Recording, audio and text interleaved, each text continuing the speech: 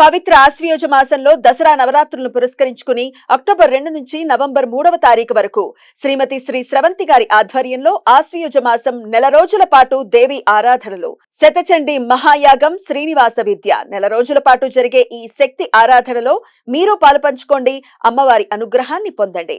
మీ గోత్ర నామాల కొరకు సంప్రదించండి. నమస్తే, నేను మీ కుప్ప పద్మిని. ఇన్నాళ్ళు మీ సపోర్ట్ ని నాకు అందిస్తూ మీ ప్రేమని నాకు అందిస్తున్న ప్రతి ఒక్కరికి కృతజ్ఞతలు. ఇప్పుడు చూడబోతున్న ఈ వీడియో కూడా ఖచ్చితంగా మీకు ఉపయోగపడుతుంది. లైక్, షేర్ అండ్ సబ్స్క్రైబ్ చేసి మీ ఇష్టాన్ని అలాగే మీ సపోర్ట్ ని నాకు అందించండి. అలాగే ఈ వీడియో పట్ల మీ అభిప్రాయాన్ని కమెంట్ సెక్షన్ లో కమెంట్ చేసి నాకు తెలియజేయండి. నమస్తే, వెల్కమ్ టు అవర్ ఛానల్. నేను పద్మిని. ప్రస్తుతంతో పాటు ప్రముఖ ఆధ్యాత్మికవేత్త, సూర్య ఉపాసకులు, sun spiritual society founder Vikramaditya గారు మనతో పాటు ఉన్నారు. మాట్లాడదాం సార్. నమస్తే సార్. సూర్యస్మితలి సార్, వృద్ధాప్యం అనేది ఖచ్చితంగా కాలం పరిగెట్టేస్తూనే ఉంటుంది. వృద్ధాప్యం అనేది వస్తుంది. వృద్ధాప్యంలో వచ్చేటటువంటి సమస్యలు తెలిసిన ఇప్పుడు కళ్ళారా చూస్తూనే ఉన్నాం. ఎన్నెన్నో ఓల్డ్ ఏజ్ హోమ్స్ దానికి అసలు సిసలు తార్కాణాలని చెప్పుకోవచ్చు.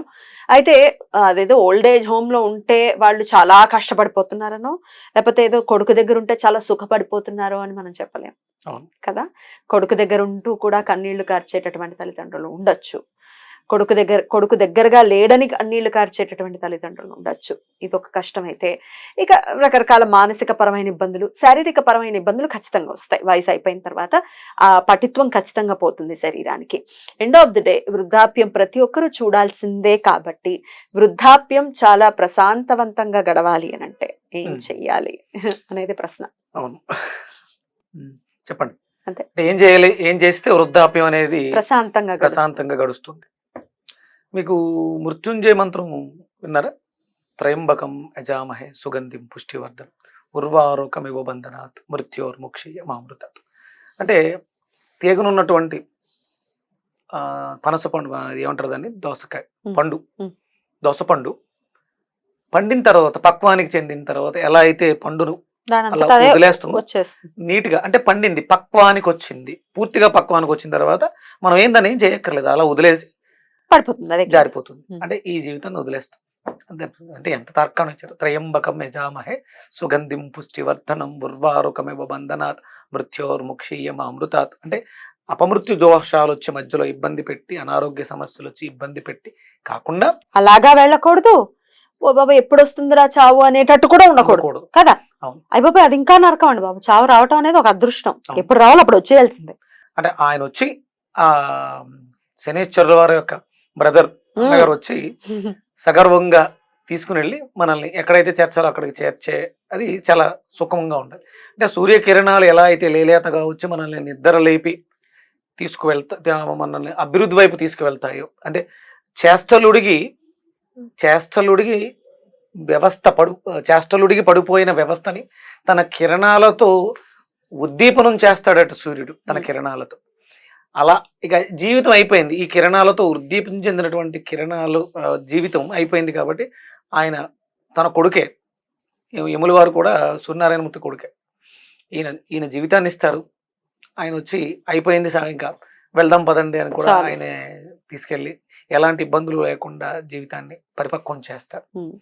మీకు అంటే ఇప్పుడున్నటువంటి పరిస్థితులలో విపరీతమైనటువంటి అంటే ఎక్కడున్నారో అనేది పక్కన పెడదాం. అది ఓల్డ్ ఏజ్ హోమ్స్లో ఉన్నారా, పిల్లల దగ్గర ఉన్నారా అనేది పక్కన పెడితే అనారోగ్య సమస్యలు అనేవి దారుణం. ఎక్కడున్న టాబ్లెట్లు, హాస్పిటల్స్, టెస్ట్లు ఇవి దారుణం అయిపోయింది. దీనికి మనకి ప్రధానమైనటువంటి కారణం ఒకటి మానసికమే. ప్రధానమైనటువంటి కారణం మానసికమే. అంటే ఇంట్లో పరిస్థితులు బాగాలేదు కాబట్టి పిల్లలు సరిగా చూసుకోవట్లేదు, లేకపోతే పిల్లల జీవితాలు బాగా సెటిల్ అవ్వట్లేదు. ఇవి రెండు. పిల్లలు సరిగా చూసుకోకపోవడం ఒకటి, పిల్లలు సెటిల్ అవ్వట్లేదు. అందరు పిల్లలు ఒకేలా ఉంటారని మనం తీర్మానం చెప్పట్లేదు. చక్కగా చూసుకునే వాళ్ళు కూడా ఉన్నారు. ఇక్కడ ఏంటంటే మన జీవితాల్లో మనం ఒకటి విడిచి నడుస్తున్నాం. అంటే సత్యాన్ని విడిచి నడుస్తున్నాం, ధర్మాన్ని విడిచి నడుస్తున్నాం. ఇవి మనల్ని ఈ పరిస్థితులకి దారి తీస్తున్నాయి. రీసెంట్గా ఒక సర్వేలో పెద్దవాళ్ళని హాస్పిటల్కి టెస్టుల కాట్లకి తీసుకెళ్తే వాళ్ళు అన్నీ చూసి రిపోర్ట్లు అన్నీ బాగున్నాయి, కానీ ఎందుకు సమస్య వస్తుంది అనేది డాక్టరు వాళ్ళ పిల్లలకు చెప్పింది, ఈయన ఒంటరితనాన్ని అనుభవిస్తున్నారు, డిప్రెషన్ అనగానే ఆయన అంటే వాళ్ళకి తోచిన దాంట్లో ఒక వాట్సాప్ గ్రూప్ ఒకటి క్రియేట్ చేసి వాళ్ళ చిన్ననాటి ఫ్రెండ్స్ అందరినీ అందులో యాడ్ చేసి మొదలు పెడితే ఆయన చాలా బిజీగా ఉన్నాడు. వ్యాపకం ఒకటి వ్యాపకం ఒకటి ఏర్పడింది. ఆ పాత జ్ఞాపకాలను గుర్తు చేసుకుంటూ ఆయన చాలా ఆరోగ్యంగా ఉన్నాడు. ఇప్పుడు బీపీ లేదు, షుగర్ లేదు, ఏమీ లేదు, హ్యాపీగా నిద్రపోతున్నాడు. ఆయన చక్కగా వాళ్ళ పిల్లలతోటే ఉన్నారు, కానీ ఏదో ఇంకా లోపం ఉంది. అంటే ఇప్పుడు అక్కడ పిల్లలమ్మా, అంటే వాళ్ళు ఇంట్లో ఉండరుగా, ఎంగేజ్ చేయలేరు కదా, ఆ ఏజ్ బ్యాలెన్స్ అనేది జరగదు. పూర్వం మనవలు మనవరాలు పిల్లల్ని కంటే ఈ అమ్మమ్మ తాతయ్యలు వాళ్ళని ఆడించడంలో బిజీగా ఉంటూ వాళ్ళకి వీళ్ళ అనుభవాలన్నింటినీ నేర్పి నూరి పోసేవారు.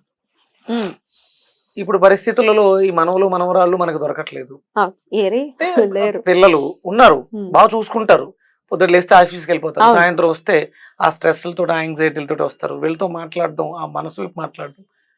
పూర్వం మనకి రచ్చబండలు ఇవి ఉండేవి, అక్కడ కూర్చుని అందరూ కూర్చుని మాట్లాడుకోవడం. బోల్డ్ అని మాటలు ఉండేవి కదా, బోల్డ్ ఎంతసేపు ఉండేవి కదా, టైం స్పెండ్ చేశారు. అసలు సాయంత్రం 6 గంటలకు కూర్చుంటే 9 గంటల వరకు బాతాకాన్ని వేసుకుంటూ లోకాభిరామాయణం అంతా, ఒక రాముడి గురించి, ఒక సీత గురించి, ఇవన్నీ కూడా అక్కడ జరిగేవి.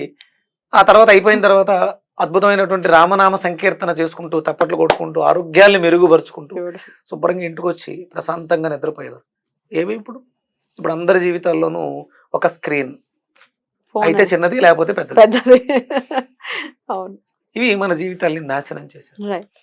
కానీ ఇక్కడ అంటే నేను మాట్లాడడానికి ప్రధానమైన కారణం ఏంటంటే, వేదం ప్రమాణంగా తీసుకుని, వేదంలో ఒక అద్భుతమైనటువంటి మంత్రం ఉంది దీని మీద. అది మనం ప్రతిరోజు వినటం కానీ, లేకపోతే చదవటం కానీ, వస్తే చదవటం లేకపోతే వినటం చేస్తూ, ఇంకా వీలైతే ఒక పేపర్ మీద రాసుకుని దాన్ని మనం దిండు కింద పెట్టుకోవడం ద్వారా, ఎందుకంటే దీనికి ప్రమాణం వేదం. అంటే ఇప్పుడు మన దగ్గర ఉండాలి యజుర్వేదం, సామవేదం, అథర్వణ వేదం, ఋగ్వేదం, ఈ వేదాలు మన దగ్గర ఉండాలి. మన దగ్గర లేవు కాబట్టి అందులోంచి వచ్చినటువంటి అద్భుతమైనటువంటి మంత్రం చూసిన వెంటనే ఇది మనకు అవసరం అనిపించింది నాకు. ఇప్పుడు అంటే వృద్ధాప్యంలో ఓల్డేజ్ పీపుల్స్ ఎక్కువ ఉన్నారు, యువకులు చాలా తక్కువ ఉన్నారు. ఎందుకంటే అనారోగ్య సమస్యలతో, హఠాన్ మరణాలతో. 1-2 పిల్లల్ని కంటే యూత్ ఎక్కడి నుంచి వస్తుంది? అంతే కదా, అంతే ఒకళ్ళే, మళ్ళీ ఇద్దరు స్తోమత ఉన్న వాళ్ళు కూడా కనట్లేదు. అసలు దారుణం, అది చాలా దారుణం. అంటే ఇప్పుడు చివరికి మిగిలేదు పెద్దవాళ్ళేనేమో అనిపిస్తుంది. పిల్లలందరూ చాలా త్వరగా అల్పాయుష్తో పోతున్నారు. Dangerous position. అందుకే కదా మోదీ గారు 3 కనండి పెట్టాలి, రూల్ పెట్టాలి. దాంట్లో ఒక అద్భుతమైనటువంటి మంత్రం, దాన్ని పఠించడం ద్వారా, నేర్చుకోవడం ద్వారా, రాసి పెట్టుకోవడం ద్వారా కొంతవరకు మనకి మేలు జరుగుతుంది అనిపించింది, చెప్పాలనిపించింది. ఇది ఋగ్వేదంలో మహాసౌర అనే పాఠంలో, మహాసౌర పాఠం, అరుణం సౌరంలో పాఠంలో సూర్యుడిని ప్రస్తుతిస్తూ ఈ శ్లోకం ఉంటుంది. అంటే సహజంగా వేదం అనగానే, ఆ శ్లోకం అనగానే స్వరం ఉంటుంది, అనుదాత్త ఉదాత్తాలు ఇవన్నీ ఉంటాయి. సరే, అవన్నీ మనం చేయగా వస్తాయి, భగవంతుడు ప్రాక్టీస్ తోటే వస్తాయి. ప్రయత్నం అంటూ మొదలు పెడితే తప్పులు భగవంతుడు చూసుకుంటాడు, సరిదిద్దుతాడు. ఏమి ఎలాంటి ఇబ్బంది మనల్ని పెట్టరు. 100%. నేను అది చదివి వినిపిస్తాను. తప్పకుండా. విజ్ఞులు, వేద పండితులు ఉంటారు, చూసి నా ప్రయత్నానికి మీ సహాయ సహకారాలు అందించండి. నేను చదువుతున్న దాంట్లో స్వరం లేదను, అనుదాత్త ఉదాత్తాలు లేవని వంకలు పెట్టకండి. నేర్చుకున్నాను, మీరు నేర్చుకుని ఉంటారు. మీరు నేర్చుకుని ఉంటే మీ చుట్టుపక్కల ఉన్న పెద్దల వాళ్ళకి ఇది ప్రతిరోజు పారాయణం చేసి, మహాసౌర పారాయణాన్ని ఏమంటారంటే అమ్మా, నేను చదివిన దాంట్లో మిషన్ గన్, ఇప్పుడున్నటువంటి పరిస్థితులకి మిషన్ గన్, దాన్ని ప్రతిరోజు పారాయణం చేసి కాల్చిపడేయండి అంటే. మీకు మహాసౌర పారాయణలో ప్రారంభం ఒక శ్లోకం ఉంటుందమ్మా, అనువాకాలు అవి. మొదటి అనువాకం ప్రారంభంలో, ఓం భద్రం కర్ణేభి శృణుయామ దేవాః, భద్రం పశ్యేమాక్షభిర్యజత్రాః, స్థిరైరంగే సుష్ఠువాగం స్వస్థానుభిః, వసేమ దేవహితం యుధాయుః. ఇది అంటే మా చెవులు మంచిని వినుగాక, మా కళ్ళు మంచిని చూడాలి, భద్రం ఇవ్వాలి. చాలా అద్భుతంగా ఇందులో ఇదే దాంట్లో మనకి ఈ శ్లోకం వస్తుంది. ఇది వృద్ధాప్యానికి సంబంధించిన శ్లోకం ఇప్పుడు చదువుతున్నారు. అది ప్రతినిత్యం వాళ్ళు చదువుకోవటం, వినటం, లేకపోతే మీరు అన్నట్టుగా పేపర్ మీద రాసుకుని చక్కగా దాన్ని దిండుకుంద పెట్టుకోవటం లాంటిది కూడా చేయొచ్చు. నేను స్క్రీన్ మీద స్క్రోల్ చేస్తాను, ఎలాగో చక్కగా స్క్రీన్ షాట్ చేసుకోండి, రాసుకోండి. ఈ వేద పఠనం చేసిన వాళ్ళు ఉంటే ఆ శ్లోకాలని రికార్డ్ చేసి మీ దగ్గరలో ఉన్న వాళ్ళకి వాట్సాప్ లో పంపించండి. వాళ్ళు దాన్ని వింటే విని వాళ్ళు పొందేటువంటి మంచి జీవితం, ఆశీర్వాదమే మనల్ని కాపాడు. డెఫినెట్లీ. ఓం తన్నో దేవా పృథివీ తన్న ఆప ఇంద్రః శృణ్వంతు మరుతో హవం వచః. మా సూనే భూమ సూర్యస్య సందృశీ భద్రం జీవంతో జరణామసీమహి. అద్భుతం. అంటే దాని అర్థం ఏంటంటే, మేము నిత్యము ఉదయించుచున్నటువంటి సూర్యుడిని చూస్తూ చిరకాలము జీవింతుముగాక. చిరకాలం అంటే చివరి శ్వాస విడిచేంత వరకు స్వామితో అనుసంధానమై ఉండుగాక. అంటే ఇంకా మనకు మనం అనుకోవడమే, నీతో నేను ఉండాలనుకుంటున్నాను, ఉండుగాక అంతే. ఆ ప్రార్థన ఉండుగాక అంతే. నువ్వు దానికి వరం ఇవ్వాల్సిందే. సో అన్ని రకాల ప్రశాంతతని తీసుకొస్తుంది ఈ మంత్రం, అంతేనా? స్వాదాయు సత్సంగాలతో, అంటే నేర్చుకున్నటువంటి విషయాలని సత్సంగం చేస్తూ ఇతరులతో చెప్పుకుంటే, అంటే ఇప్పుడు నేను ఏదో నేర్చుకున్నాను ఈ చిన్న పది, దీన్ని చెప్పేయాలనే తాపత్రయం, అలాంటి జీవితాన్ని గడుపుచు యోగాభ్యాసం చేస్తూ పరిపక్వమగు వృద్ధాప్యం, పరిపక్వమగు, మనం త్రయంబక యజామహేలో ఎలా అయితే పండు తొడిమను విడిచిపెట్టి జీవితాన్ని కిందకు వచ్చిందో, అలా వృద్ధాప్యాన్ని అలా వరకు స్వాధీనాయుతం, అంటే ఎవరి మీద ఆధారపడకుండా మీ జీవితాన్ని మీరే, మీ పనులు మీరు చేసుకుంటూ జీవితాన్ని గడుపుతుము కాక. ఎంత అర్థం ఉంది.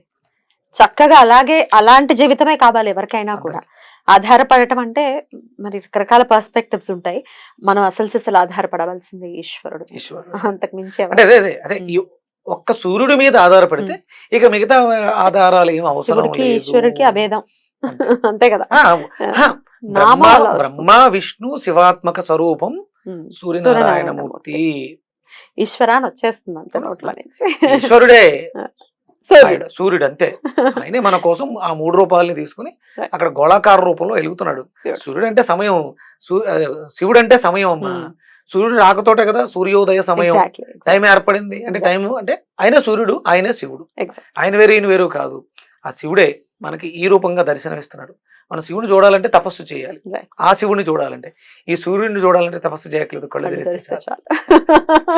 బ్యూటిఫుల్, చాలా అద్భుతంగా వివరించారు. డెఫినెట్ గా ఈ మంత్రంతో, వేద ప్రమాణమైనటువంటి మంత్రంతో మంత్రం చెప్తే దానికి దేవత ఉంటుంది. ఇక్కడ దేవత సూర్యుడు, ఋషి ఇంకా మనకి ఆయనే మనకి ఋషి అవుతారు. ఛందస్సు అంటే ప్రతి మంత్రానికి ఋషి, ఛందస్సు, దేవత ఉండాలి. ఎవరైతే రాశారో మనకు ఉన్నటువంటి ఛందస్సు, గాయత్రి ఛందస్స ఇవి ఉంటాయి. అంటే వేదంకి ప్రమాణం ఏంటంటే ఛందస్సు, ఋషి, దేవత. ఇక్కడ సూర్యుడు దేవత అయ్యాడు. ఛందస్సు, గాయత్రి ఛందస్సు ఉంటుంది, సూర్యుడిదే కదా, అందులోంచి వచ్చిందే కాబట్టి అవి ఉన్నాయి. కాబట్టి ఇది 100% మీకు చేసి చూడండి, రిజల్ట్స్ వస్తాయి, నో డౌట్. మీరు నన్ను అడుగుతాను, నేను చెప్తాను కదా, కాలర్ పట్టుకుని అడగండి. వేదంలో ఇక నేను ఒక్కొక్క మంత్రం చెప్తూ ఉంటాను, ఆ మంత్రాలు చేస్తూ ఉండండి. మీకు అవ్వనప్పుడు నన్ను అడగండి. Super confidence. చాలా చక్కటి విషయం ఇది. యాక్చువల్ గా చాలా చక్కగా మాకు వివరణ ఇచ్చారు. చక్కటి మంత్ర రూపంలో కూడా తెలియజేసినందుకు కృతజ్ఞతలు సార్. నమస్తే. సూర్యస్మిత.